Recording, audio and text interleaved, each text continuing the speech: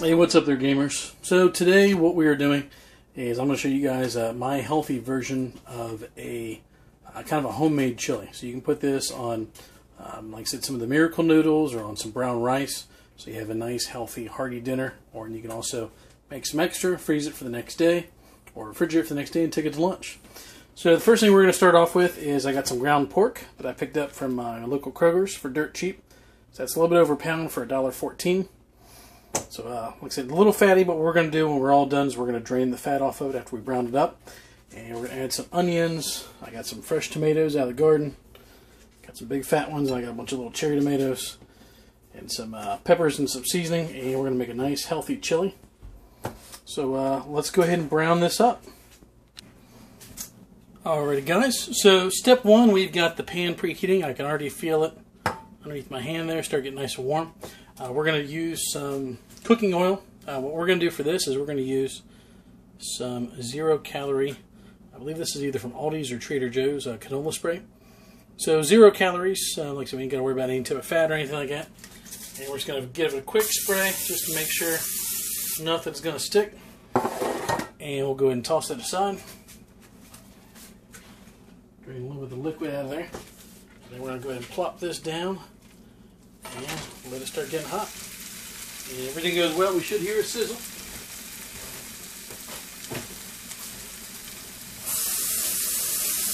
Bear with me 1 second while I rinse off my hands there, guys.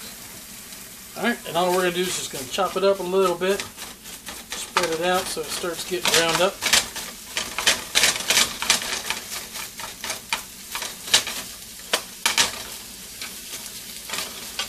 Alright, and we're just going to let that brown up. So bear with me, guys. So once that is all nice and brown, we will come back and we'll go to the next step. Alright, guys, we're back. It's been about 10 minutes. The ground pork is all nice and cooked all the way through. There's no more pink spots. So what we're going to do is we're going to go ahead and put this in a colander to drain. That way we can drain out most of the fat in the sink. And that way we have as healthy meat as possible. So bear with me 1 second. Let me go ahead and toss this in the sink and get it draining. There we go, guys. So we got the little bit over a pound of the ground pork that is cooling off, and then of course the fat is draining off into the sink. So we'll give that a few minutes to cool down. Oops, let the fat drain out. And then over here we've got, I already went ahead and chopped up some onions and some of the cherry tomatoes, which I may add just a little bit more cherry tomatoes to it once we throw it in the pan. I'm kind of slacking. I don't have any fresh garlic at the moment since we just got back from Gen Con, but I do got some garlic powder, and we're going to take a little bit of crushed red peppers, and we're going to throw that into my mini blender. Now, if you have one of these little mini blenders for making like smoothies, they work really, really good for making sauces and that too. But we're going to go ahead and fill this up with the onions, tomatoes, a little bit of garlic powder, and a little bit of the seasoned pepper, and we'll go ahead and blend it up to make a little bit of a base for our sauce for our chili. So bear with me, I'll be right back again, guys. Okay, gentlemen, so we got everything in the little mini blender, and we're just going to pulse this up real quick.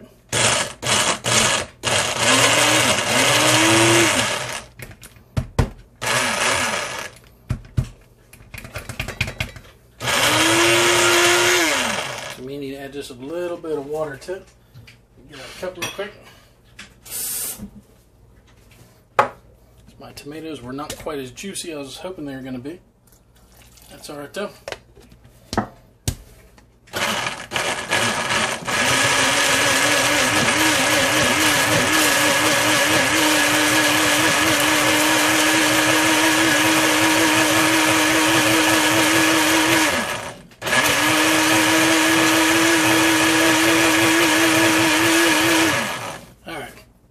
So like I said, if you guys do like your sauce a little bit juicier, you can definitely go without blending them up.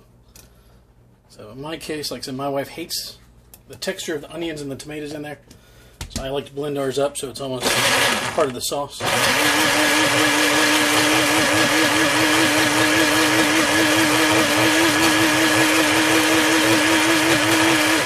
Alright, there we go. So it should be nice and creamy. Let's go ahead and take that off there.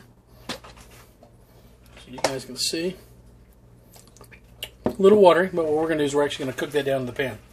So bear with me 1 second. I'll go ahead and get the pan ready, and we'll go ahead and cook the sauce down a little bit, guys. So right now I got my pan, my little smaller little pan, nice and hot. I'm going to go ahead and spray it down a little bit, just so nothing sticks. And I'm going to go ahead and toss that in there.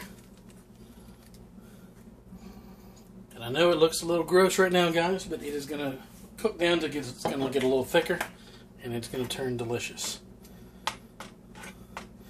So we'll go ahead and let that cook for a little bit, and I will come back once that's reduced down by about 50% or so, guys. There we go, guys. So the ground pork has drained. Like I said, it's lost a little bit of the water, a little bit of that fat and the oil that was in it. And now what we're going to do, pardon me, is we're going to go ahead and drain our beans. Now, you can get chili beans, which are normally red beans. You can get kidney beans. The chili beans in the chili oil or chili water have a little bit extra seasoning. But what we're going to do is we're going to go ahead and we're going to drain off some of the excess oil and some of that excess starch. So I'm not actually going to rinse it, but like I said, we just want to get some of that extra oil off there. That way we can save a couple calories. So we'll give that a few moments to drain. As you can probably tell, our sauce is getting a lot thicker. So what we're going to do, once those beans have got done draining, which they're probably about done, we're going to go ahead and add those to the sauce. See if I can do this two-handed here. There we go. Not making a big mess, hopefully. There we go. And we're just going to let those fold into the sauce. I know right now this is still going to look a little odd, so we'll give it a few moments to finish up there. And what I'm going to do is I'm going to let this cook for a few moments, and then I'll come back after we clean up some of the mess I made, guys. I'll be right back. Alright guys, so we're back. So as you can tell, the chili has thickened up a lot. Actually almost the point where it's going to start sticking. So we can go ahead and take this off the heat, or actually in my case I'm going to turn it down a little bit. Now this is the part where you can season it to taste. I just tasted this. It's pretty good. My wife doesn't like chili super fancy, so I'm not going to make it too awful spicy. I'm just going to add a little bit of Mexican hot sauce. And then I'm going to add a little dash of sriracha. Like I said, if you have your own favorite hot sauce, like Frank's Red Hot or something similar, just add whatever you like. You can add a little bit of like a chili seasoning. Once again, in our case, the beans already have some seasoning in there, so I'm not too worried about that. And if you can find it, they also make, it's called a Pirate Bite. It's a pink Himalayan sea salt with habaneros and Scotch bonnet peppers mixed in with it. So I'm just going to put just a little dab in there. Like I said, you can also add just a little bit of cayenne pepper or just some regular sea salt as well if you need to. So this is pretty good and thick right now. So all we're going to do, just going to go ahead and dump our meat in now. My English Bulldog is like salivating smelling this chili. And we'll go ahead and mix it up real quick.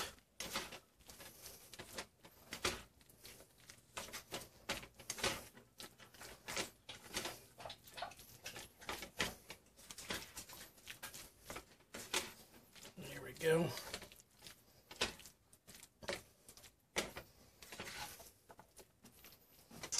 Like in a case like this, like I said, it's almost, we almost need a little bit more liquid, so if we had to, we could add a little bit of tomato juice or even a little bit of water and let it steam some more. But my wife likes it nice and meaty anyway. So there we go, some nice healthy chili. Like I said, in my case, I'm going to eat some of this with some Miracle noodles. So for you guys who have never seen Miracle noodles, they're called shirataki noodles. You can sometimes find these in like Asian supermarkets. They have 0 calories. They're actually made from yam noodles. And yes, I'm not crazy. They're actually 0 calories. They taste a lot like regular noodles, almost like spaghetti noodles. And then in my wife's case, she's going to eat hers with some rice, some chili and rice, maybe a little bit of salt, a little bit of cheese for her. But this will be my dinner, so I've done out the macros. I believe this will be right at about 200 calories for a serving for me and my wife. And then I should have enough left over to do some lunch tomorrow. So thanks for watching, guys. Hopefully this helps you guys. Like I said, that's actually probably enough for like 4, maybe even 5 people. So I'll probably divvy up a portion for myself for tomorrow for lunch. And then one for my wife, one for my son, and then another for myself for tonight. So thanks for watching, guys. I'll talk to you all tomorrow. Bye-bye.